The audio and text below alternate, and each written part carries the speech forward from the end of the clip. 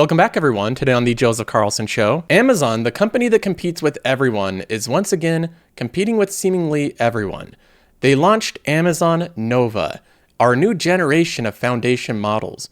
This is a direct competitor to ChatGPT. It's advertised to have many different versions. You have Nova Micro, Nova Lite, Nova Pro, Nova Premier, Nova Canvas, and Nova Real. This model has all different capabilities, and you can pick which one best serves your needs. But this is a clear attempt from Amazon to match ChatGPT's capabilities and surpass them with distribution. Amazon has deepened their partnership with Anthropic to accomplish these goals. And some of the things that they're accomplishing are pretty impressive, even by modern AI technologies. Amazon looks like it's closed the gap with its closest competitor. The stock is now at $220, up another 2.39% today because investors are being reminded that Amazon is a dominant, aggressive, combative technology company. Not only do we have the report that Amazon launched Nova, competing directly with ChatGPT, closing the gap with generative AI, but we also have another report at the same time that Amazon's creating its own homegrown AI supercomputer. Will, quote, lower the cost of AI as it seeks to build an alternative to NVIDIA. So Amazon is now competing with ChatGPT at the same time that they're competing with NVIDIA. This is a reoccurring theme in investing. Investors forget about established companies and chase whatever is the flashiest object at the moment. In this case, investors have forgotten that Amazon is a dominant player in AI. We have examples here of them now using their AI analytics skills to partner with Moody's to make Moody's analytics more powerful. During the keynote presentation, Jassy, the CEO of the company, goes through a litany of examples of how Amazon is using their generative AI in practical applications. Some of these are literally game changers for Amazon. They have incredible practical applications that are going to be implemented over the next year. As Amazon continues to climb, I think it's good to put this in context. What does all of this AI stuff mean for the future of this company? How will it bolster Amazon's earnings capability?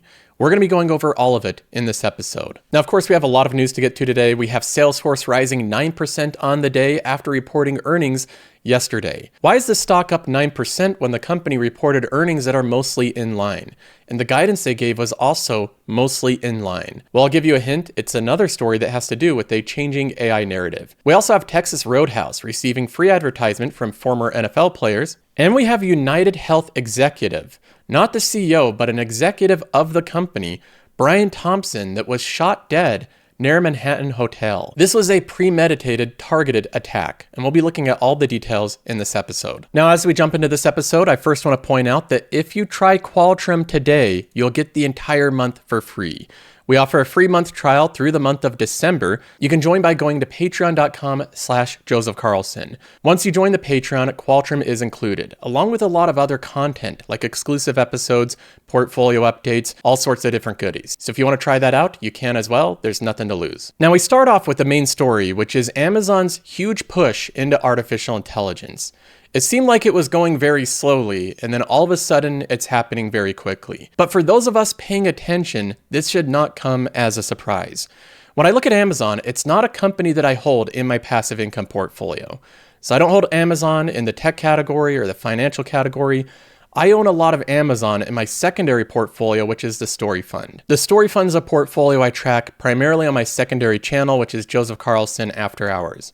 Amazon is the second largest position. It's a $92,000 position with $34,000 in the green. This is one that I've been saying for over a year now is undervalued. I believe that Amazon has been perpetually undervalued for quite some time. Especially coming out of 2023, this company was not getting a lot of credit. But it seems like that's starting to change, and that's typically what happens with narratives. Stocks are driven by cash flows in the long term and narratives in the short term. Narratives can give you opportunities to buy into stocks at good prices when there's a negative narrative on a good stock that will generate good cash flows in the future. That was the case with Amazon.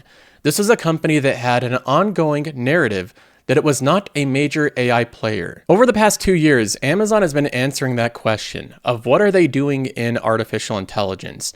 And part of their answer is Amazon Nova.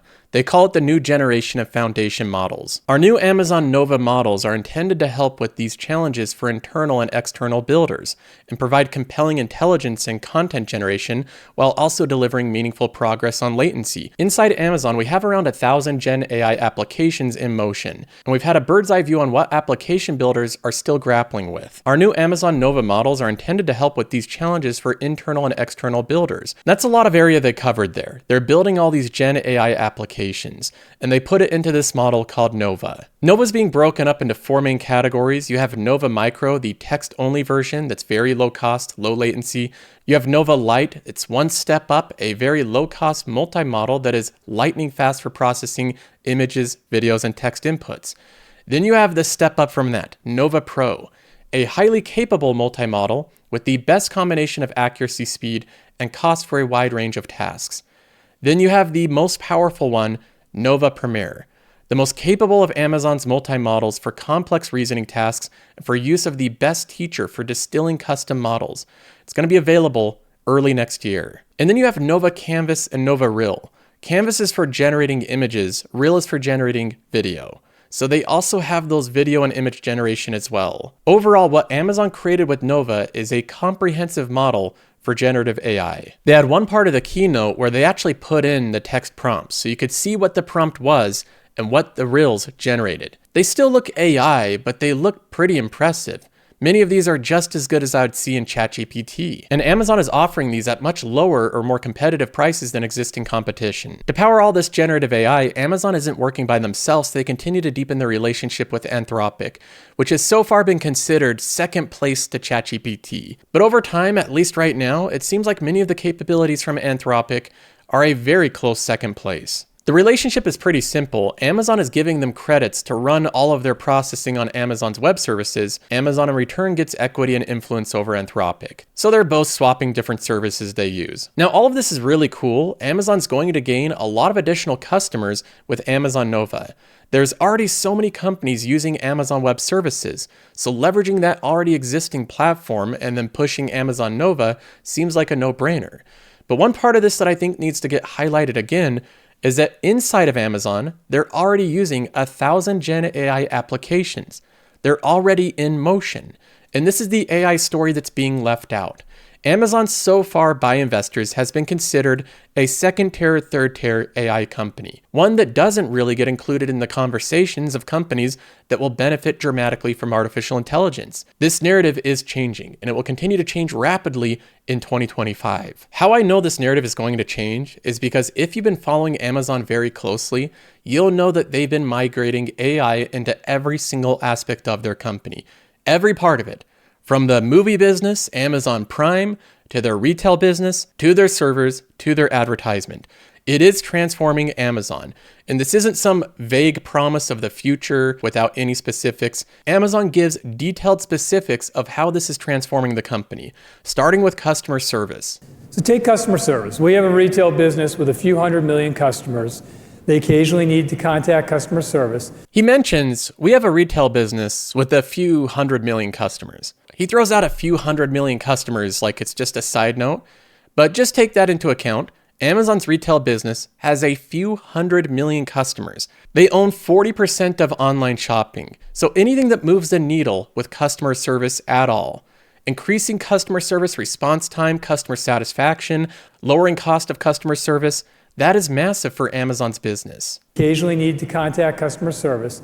The vast majority of them prefer to do it in a self-service way so they can do it quickly and take care of it themselves. And we had built a chatbot many years ago, and it of course used machine learning, but it had static decision trees, and the customers had to enter a lot of words before you got answers. So a couple of years ago, we rebuilt this using generative AI. And so now it's much easier for customers. So imagine I ordered an item a couple days ago, I get on the chatbot, the new chatbot, we know who you are, that you ordered a couple days ago, what you ordered, where you live, and we can predict in this model, if you're contacting us just a couple days later, that you might be contacting us about a return. And so when you start to tell us that, we quickly can tell you where the nearest physical location at a Whole Foods or somewhere else is that you can return that item. And then the model is also smart enough to be able to predict when you're getting frustrated with it and you might need to be connected to a human for resolution. Now this chatbot, before we re-engineered it, already had very high customer satisfaction, but since we added the generative AI brain to it, 500 basis points better customer satisfaction. That's practical AI. Increasing customer satisfaction by 500 basis points. When you scale that out on Amazon's full retail business, that is incredible. The amount of savings in time and hassle for Amazon, the amount of money saved scales across hundreds of millions of customers. So even these little incremental changes from Gen AI have massive impacts on the margin of Amazon. And of course, this doesn't just end with customer service. Or take sellers. We have about 2 million sellers who sell in our retail store worldwide. It's over 60% of the units that we now sell. And the way they get a product onto the website is they have to fill out this very long form. And the reason that there are so many fields is we're trying to make it easy for our customers to navigate and understand what the products are. But it's a lot of work for sellers. And so we rebuilt a tool. We basically built a brand new tool using generative AI such that now sellers only have to enter a few words, or they can take a picture, or they can point to a URL, and then the tool fills in a lot of those attributes. It's much, much easier for sellers. And we have over 500,000 sellers now using our generative AI tools. So we have AI integration with the customers. We also have AI integration with the sellers, making their job easier, making it so that more people want to sell on Amazon. This continues on with practical example after practical example. The amount of scale that Amazon has whenever they make one of these iterative changes is massive. And of course, this also has different applications like their warehousing. Look at inventory management. So think about the scale of the problem we have to solve in our retail business. We have over 1,000 different buildings, or nodes as we call them. And everything we do is optimized to get the right product in a fulfillment center or building close to the end customer to save on transportation time, which means we get it to you faster and we do it for lower cost. And so that means at any one point, we have to understand what's in that fulfillment center, what's the inventory levels of each item, which items are being ordered and at what rate. Do we have more capacity in that fulfillment center? Do we need to move inventory around to other fulfillment centers to balance the network? And so we've used transformer models to solve these problems and make forecasts. And already, our long-term demand forecasting transformer models has improved that accuracy by 10%. And then we've also improved the regional prediction accuracy by over 20%. Those are big gains at our scale. He mentions that these are big gains at their scale. And again, scale is a meaningful word here. If Amazon was a very small shop, then 10 or 20% gains doesn't really hit margins quite as much as a company at their scale. But they're already using Gen AI and the logic behind it to help solve these tough questions behind logistics. Any efficiency in logistics means cheaper prices for customers. They're more competitive than the competition. It means a bigger market share for Amazon, better returns for the investor. Or think about robotics. We have over 750,000 robots roaming our various fulfillment centers, and they have all sorts of AI in them. But I'll give you the example of Sparrow, which is a robotic arm that does resorting.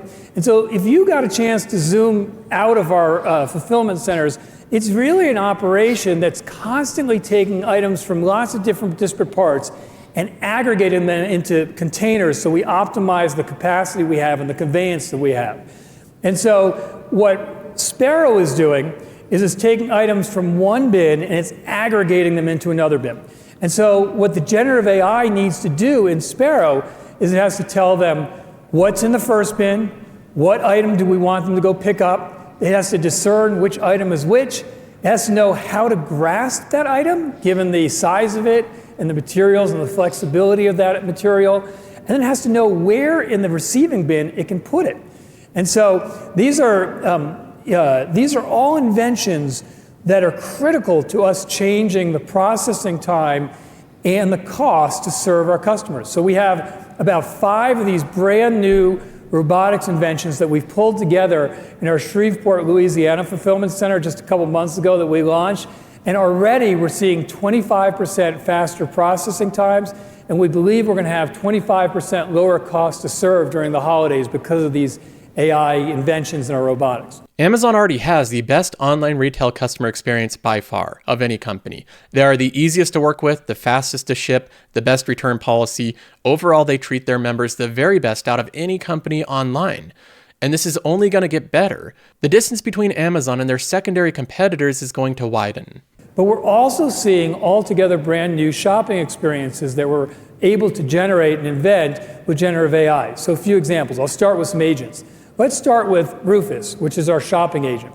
So if you're going to buy an item and you know what you want, I would argue that there isn't a better experience than ordering it on Amazon, having it shipped very quickly to your home. However, if you don't know what you want and you're trying to decide, you can obviously do it at Amazon. Many of you do, bless you, and thank you for doing that. However, and you do it through browse nodes, and you do it through recommendations that we make, and you do it through customer reviews. But there's something nice when you don't know what you want about going into a physical store and asking the salesperson, telling them what you're thinking about and having them ask narrowing questions, and then pointing you to maybe the couple items that you want to consider. And then you look at those items, and you don't have all the data in front of you, and you ask that salesperson, well, what about this, what about that? They can answer it quickly if they don't walk away. And then, you have the ability to make those decisions on what you want quickly. And what we're trying to do with Rufus is we're trying to make that experience even better. So with Rufus, you can go to any product detail page, and instead of going through the plethora of information on that detail page, you can ask any question, and Rufus will answer it really quickly. Rufus will make comparisons for you across products and categories. It'll make recommendations. You can ask really broad questions for recommendations, and it'll ask narrowing questions so it gets at really what your intent is. If you say to Rufus, hey, I want that same golf glove that I always get. Can you find that for me, the one I've ordered? Rufus will find it for you. You can say to Rufus, give me the order status of the items that haven't been delivered yet, and you'll get that too. And one of the nice things about Rufus relative to a physical salesperson is that Rufus is not going to take another job in another retailer, or it's not going to start working in another profession. Rufus is going to be there with you all this time, getting to know your intent and your interests and what you want better and better. Rufus was something that was launched that at first seemed unclear. It seemed like a little helpful tool, but I at first did not really understand the intent of this product. But it's clear that Amazon is designing Rufus to be an AI agent, to simply be a place where you can have a mini version of ChatGPT or Amazon Nova within the Amazon app. And again, these examples with Amazon implementing AI are literally nonstop. They just go on, and we're just talking about the retail business here. Jassy continues on giving examples of how generative AI is being used in Alexa. Of course, this is going to be dramatically improved. They're intertwining all their aspects of their business with Alexa. But it doesn't end here. He gives more and more practical applications. He moves on from discussing the impact of agents to now discussing different features on Amazon's app. There's a feature we have called Amazon Lens. So let's say that you're at a friend's house and you see a planter they have that you admire, because this happens to me very often. And you want to know where that planter is from, and you ask your friend, and the friend doesn't know. What you can do today is you can plug into a search engine like Amazon or somewhere else, planter, hanging, macrame. Maybe you'll get a decent answer, probably not. Instead, you can use Amazon Lens, and you can take a picture of that item. And what Amazon Lens is doing is it's using computer vision and then a multimodal model underneath it to do a search query that leads you right to the right search result on Amazon where you can buy it easily. It's really magical and cool. These are features that are going to become standard practice in the future. As customers learn about them and become convinced that they actually work well, they will adopt these new features. Shopping behaviors have changed over the past 5 years dramatically. They're going to continue to change with the advent of AI. And Amazon is leading this online shopping AI integrated future. We've all had this experience where we're buying a shirt and you don't really know if that brand runs large or small, whether you'd be a medium or large in that shirt. What we've done is we built a large language model that takes all the sizing relationships between the many, many brands that we have and compare which ones run like each other, which ones run larger or smaller. And then we're able to look for customers what you've bought before And when you're at a new brand, we can make the right recommendation for what size you really should order. Very handy, very practical.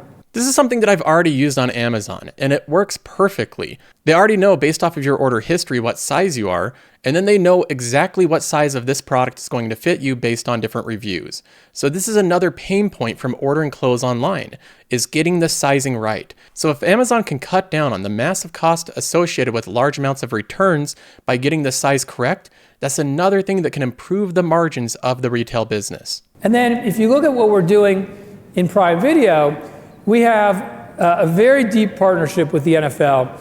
We've built something together over the years called Next Gen Stats, and we collect 500 million data points every season. And then we've built AI models on top of that. And so you can see some of the features we've built. We've built something called Defensive Alerts, which shows you which defensive player might blitz the quarterback, puts a circle around it, changes the viewing experience. Or we can look at different formations and sets and detect where the defense may be vulnerable. And so we have a defensive vulnerability feature where we can highlight for viewers where the offense should attack. These change the experience for fans. And so these are, by the way, this is actually astonishing what they're doing. They look at the layout and formation of the football players, and then they kind of identify what the most likely play is to occur. They're predicting the future with generative AI and then sharing that with the viewer, so they know where to better pay attention to. If Amazon gets this right, this is another thing that separates them from the competition. This will be difficult for other companies to implement at the scale that Amazon's already at. Amazon Prime Video is already a world-class asset. In fact, now there's reports that 70% of the people that sign up for Amazon Prime sign up because of Amazon Prime Video. So as they're adding more value to this, they'll get more customer acquisitions as well. The applications that Amazon has to implement AI into their business are enormous. The opportunity here is larger than most other companies. So when investors disregard Amazon or don't consider it an AI company, I leave confused. I don't understand that thought process. Amazon has every reason to be considered one of the top AI companies in the world. Not only are they intermingling AI into all of their business, they're competing with ChatGPT with Amazon Nova, they have massive cloud scale with Amazon AWS, but they're also competing on the hardware front. Amazon announced that they're building a supercomputer, a new server powered by homegrown AI chips. This is under Amazon Web Services, and it's going to be called the Ultra Cluster, a massive AI supercomputer made up of hundreds of thousands of homegrown Trainium chips. This means that Amazon is the one designing these chips. The chip cluster will be used by the AI startup Anthropic. It'll be located in the US, it'll be ready in 2025, it'll be one of the largest in the world for training AI models. When the AWS CEO was talking about this new chip cluster, he also mentioned that Apple is using it. Apple's one of the biggest customers of Amazon's custom AI chips. Apple said that we have a strong relationship and the infrastructure is both reliable and able to serve our customers worldwide. Now, of course, when Amazon announces that they're creating their own chips and customers like Apple are choosing them, this pits them a little bit against NVIDIA, a company that is a current partner of Amazon's. Quote, "Today there's really only one choice for the GPU side. It's just NVIDIA." That's what Matt Gurman, the chief executive of Amazon Web Services, said. "We think that customers would appreciate having multiple choices." Amazon's trying to break NVIDIA's monopoly to become a duopoly. A key part of Amazon's AI strategy is to update its custom silicon so that it can not only bring down the cost of AI for its business customers, but also give the company more control over its supply chain.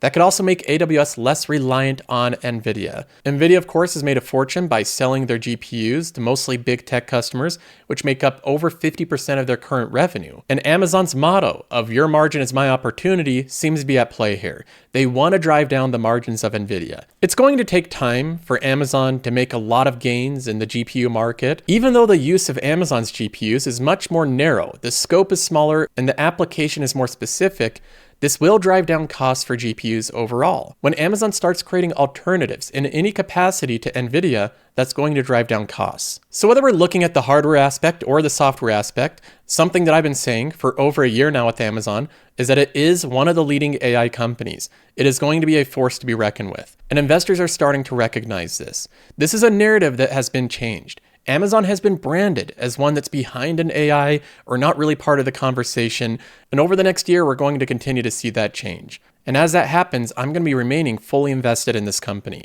Now moving on, another stock in my portfolio that's going through a bit of a transformation is Salesforce. I purchased into Salesforce over the past 6 months, and this one continues to rise, today being the best day since I bought it. Salesforce stock is currently up 9% on the day after reporting earnings yesterday after close. There's banks raising their price targets, analysts across the board are all becoming more excited about this company. Salesforce basically did exactly what they said they were going to do. If we look at their EPS and revenue estimates, they actually missed narrowly on the EPS.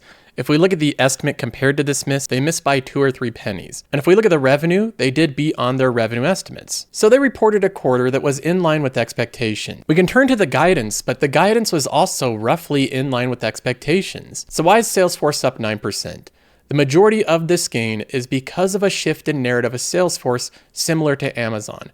Investors are getting more on board that this company is an AI company. Salesforce just released their new product called Agentforce, and within the first week of business, Salesforce's CEO said that they had over 200 customers sign up for the service. Agentforce is Salesforce's new branding for their AI agents. These are better than chatbots. They're chatbots that can do very complex tasks. In fact, they can kind of do entire human tasks. The big selling point for Agentforce is that it will lower the intensity of work required for their company's customers. They're promising remarkable efficiency gains through Agentforce. We've gone through a phase of generative AI and we've seen what that has done, the efficiencies it's gained, but agents are this entire new concept. It's like the next level of AI. And in an interview today, Sam Altman described what he thinks is going to be the biggest change in 2025, the next iterative development that will change people's perspectives to what AI is capable of. Sure, I expect that in 2025, we will have systems that people look at, even people who are skeptical of current progress, and say, wow, I did not expect that. That does change what? Like what? Agents are the thing everyone is talking about, I think for good reason. This idea that you can give an AI system a pretty complicated task, like a kind of task you'd give to a very smart human that takes a while to go off and do and use a bunch of tools and create something of value. That's the kind of thing I'd expect next year. And that's like a huge deal. We talk about that like, this thing is going to happen. But that's like, if that works as well as we hope it does, that can really transform things. And Sam Altman is right. If this is correct, if there are agents that can accomplish these complex tasks, that's going to be incredibly transformative, and it's going to be very valuable for the companies that have the distribution system to sell these agents to their customers. Well, what company has a massive amount of existing customers? Maybe over 150,000 customers. Salesforce does. What company has customers' data in almost every segment of their business? In sales, in service, in platform, in marketing, in integration. Salesforce does. Salesforce as a company has more customers and more customer data than almost any company on earth. They are the CRM, the customer relationship management tool for hundreds of thousands of companies. They already have all of that data. They already have all of those connections. They have all the sales funnel existing. All they need to do is press a button and sell agents to them. That is exactly the vision that Mark Benioff sold in this latest earnings report. He gave practically a 20-minute dissertation on what agents are. If you want the most in-depth, comprehensive view of agents, just go listen to the last Salesforce earnings call. He goes on and on for well over 20 minutes describing this transformative technology. His opening remarks, I actually believe, may have set a record for the longest opening remarks of any CEO in an earnings call. Although out of everything that he said in the opening remarks, I believe the most illustrative example of Agentforce was given during the Q&A. He gave an example of healthcare. Let's go ahead and listen to the story that Mark Benioff shares about healthcare. I just got a call from my hospital telling me that I'm coming in to get scheduled for another MRI, and incredible service. Everybody knows I have this great relationship with UCSF, and they pay a lot of attention to me. I pay a lot of attention to them. Incredible organization, and they had a lot of questions for me about getting me ready for my next MRI. And at the end of the call, and this kind of pre-operative care, and there'll be another call post-operative and so forth, and I was just saying to myself, wow, what did that cost them? And they just don't have enough people as it is. Their doctors are already burned out.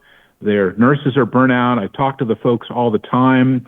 There's a lot of pajama time for all these doctors is what they call it, because they're all working late at night with their families, trying to get through all of their messages. Everybody's maxed out at UCSF. I mean, it's an incredible org, but I can't believe, the amount that they have to do with such an actually limited workforce.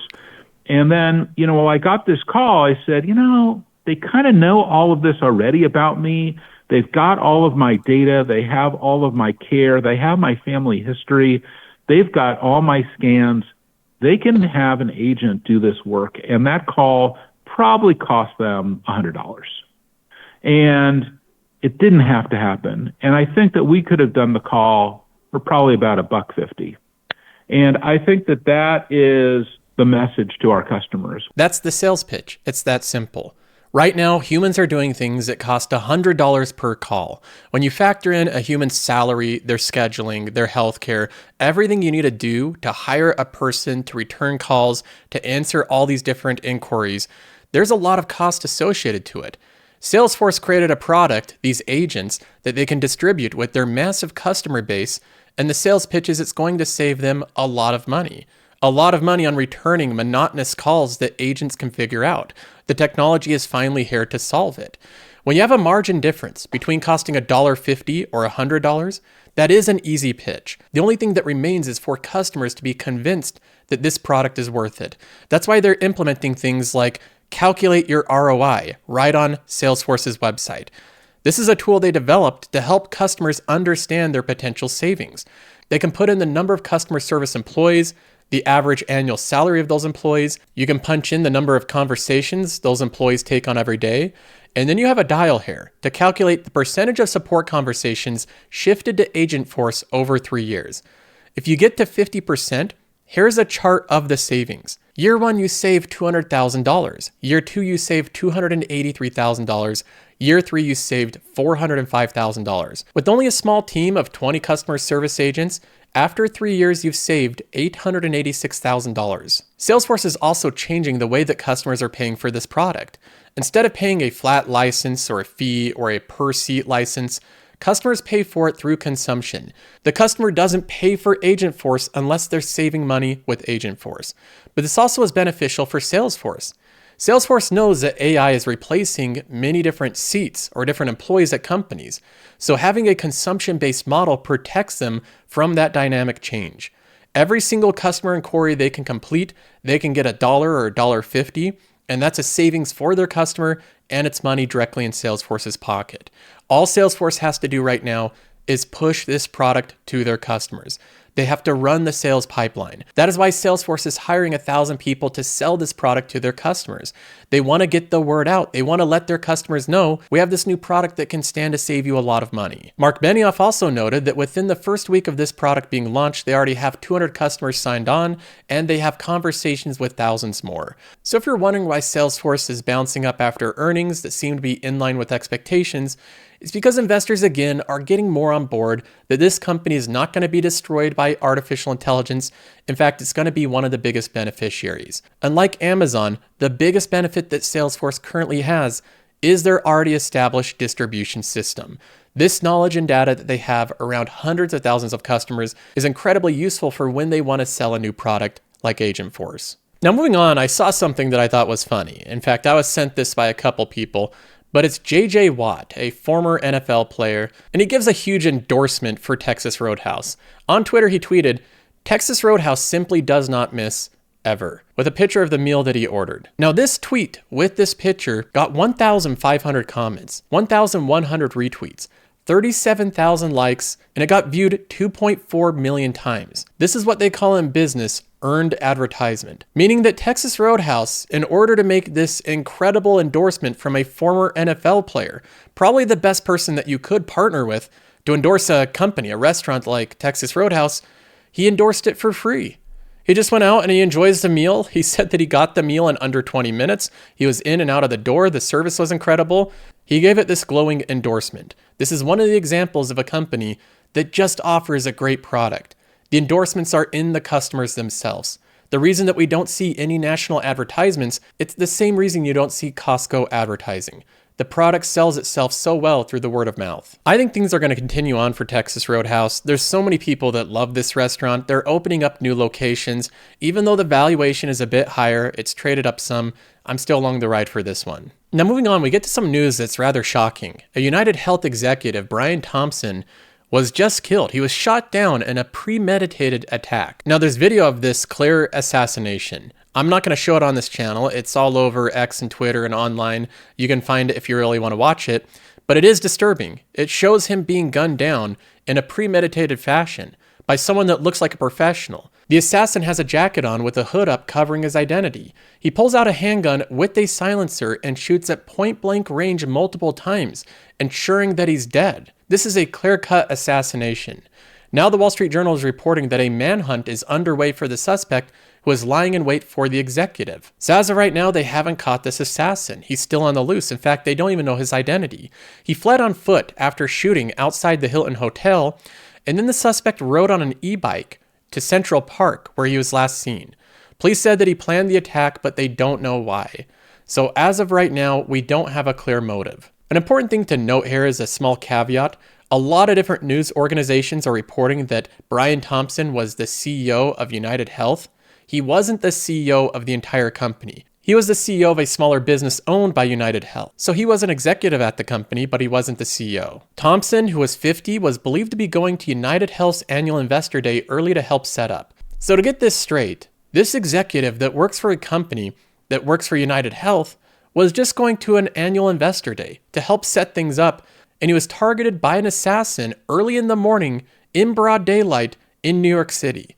This is truly shocking and disturbing. Now, the police, of course, are trying to find this guy. They've already put up a bounty for the assassin, offering $10,000 for anyone that has any type of information. This whole event is just tragic and unsettling. Brian Thompson, from every bit of information we can gather on his history, at least now, it's hard to find any possible motive for someone wanting to hurt him. There's already news organizations that have dug through his public history, looking at every challenges he's faced, everything that he's done with his work and private life. There's nothing distasteful, objectionable, questionable. It seemed like he was all around a good person. His mother-in-law said, "The only thing I can say is that he's a good man. I can't say anything else. We're still in shock." This seems like a totally meaningless, senseless attack. The family must be devastated as well. He's also married, so his wife must be completely devastated right now. All around a completely horrific event, and hopefully we find the scumbag that did this. That's going to be it for now. See you in the next one.